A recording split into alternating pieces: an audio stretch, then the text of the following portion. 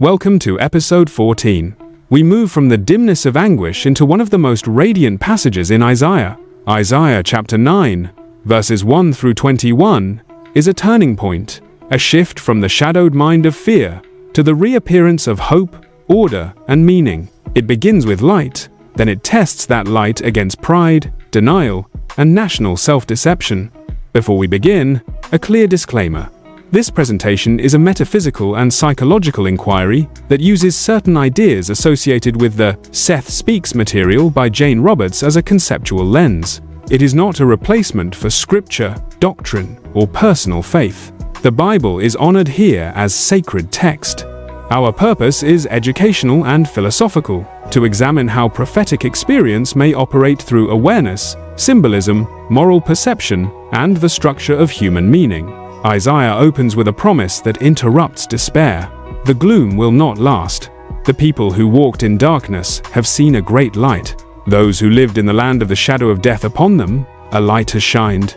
In theological terms, this is hope breaking into history. In human terms, it is the moment when a crushed population begins to lift its eyes again. Darkness here is not merely the absence of information. It is a state of inward collapse, fear, grief, confusion, and the sense that tomorrow holds only more loss. When Isaiah says, "great light," he is naming a reversal of that inward climate. A new perception becomes possible. A new future becomes thinkable. Psychologically, this resembles what happens when a community exits survival mode and regains meaning. When people live under constant threat, their attention narrows, they scan for danger, their imagination shrinks. But when hope returns, attention expands. People can plan again. They can create again. They can remember that life is more than emergency. Isaiah continues, "You have multiplied the nation and increased its joy." Joy is not described as shallow entertainment. It is compared to harvest joy and the joy of dividing spoil after victory. That is important. Isaiah is pointing to relief that feels earned relief after endurance. Joy becomes a signal that something heavy has lifted. Then Isaiah names what was lifted.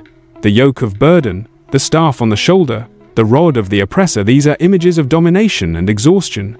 The text compares the breaking of that oppression to the day of Midian, a reference to a story where victory came in a way that did not match normal expectations of power. In spiritual language, this means oppression is not ultimate. God can dismantle what looks permanent. In psychological language, it means the human mind is not destined to be trapped forever in fear, conditioning. Even when oppression has shaped habits, a new pattern can begin. A yoke is not only an external force, it is also the inner posture that forms when people believe they cannot change. Isaiah announces a breaking of both, the external pressure and the internal resignation. The passage then speaks of the instruments of war being burned. Boots and garments rolled in blood become fuel for fire. This is not a celebration of violence, it is an image of war being ended and its tools being removed from the future. In modern terms, it is the dream that the energy spent on destruction could be redirected toward building. Now we arrive at the most famous center of Isaiah 9. "For unto us a child is born, unto us a son is given, and the government will be upon his shoulder, and his name will be called Wonderful Counselor, Mighty God, Everlasting Father, Prince of Peace." This is where we must be careful and honest. Theologically, this text has been read in more than one way. In Christian tradition, it is strongly received as messianic and fulfilled in Jesus. In Jewish interpretation, it is often read within Isaiah's historical context, connected to the Davidic line and the hope of righteous kingship, while still carrying a larger horizon of redemption. Either way, the point is not cosmetic. The point is governance, peace, and the restoration of just order. For our metaphysical and psychological lens, we will treat these titles as describing what a fully restored center of leadership looks like. What happens when authority is shaped by wisdom, strength, endurance, and peace, rather than ego, panic, or pride. Wonderful Counselor means guidance that is not driven by impulse or paranoia. It is the kind of counsel that sees beyond the moment, that can hold complexity without collapsing into fear. Psychologically, this resembles mature discernment, the ability to pause, interpret, and choose wisely rather than react. Mighty God in theological language, points to divine power and divine authority. In our reflective lens, it also points to leadership that is not weak, not indecisive, and not easily manipulated. It is strength that serves truth, rather than serving image. The mighty element is not brute force. It is stabilizing power, power that protects the vulnerable and restrains chaos. Everlasting Father points to continuity and faithful care.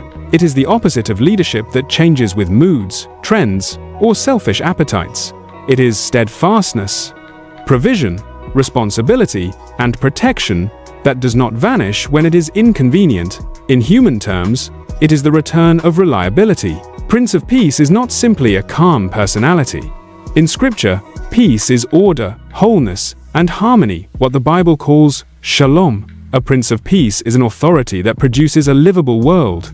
Justice without cruelty, strength without oppression, unity without deception. Psychologically, peace means the inner system is no longer at war with itself. Thoughts, values, and actions begin to align. Isaiah then says that the increase of this government and peace will have no end. This is a vision of a reality where righteous order does not collapse after one generation. The text places it on the throne of David with justice and righteousness. And it adds a final engine. The zeal of the Lord of hosts will perform this.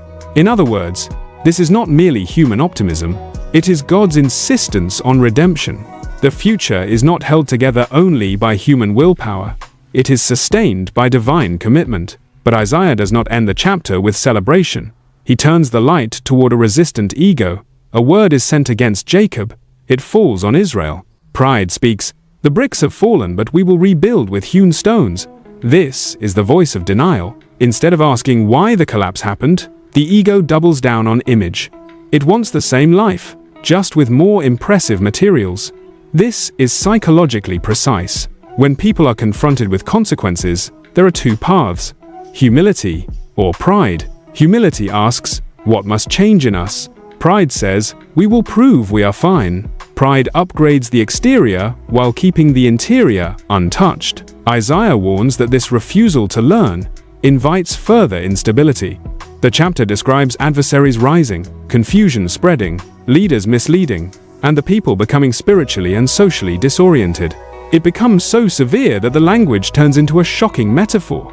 People consuming their own arms, self-destruction, internal collapse, a community turning on itself because it has lost the unity that holds it together. When the center fails, the system cannibalizes itself. Isaiah's repeated refrain is chilling. For all this, his anger is not turned away, but his hand is stretched out still. Theologically, this does not have to mean uncontrolled rage. It can mean persistent opposition to injustice, and persistent pressure against pride that refuses correction. The hand stretched out can be read as continued judgment, but also as continued engagement. God has not abandoned the situation. The crisis continues because the refusal continues. So what do we take from episode 14? First, darkness is real, but it is not final. Great light is Isaiah's declaration that despair does not own the future. Second, joy is not random.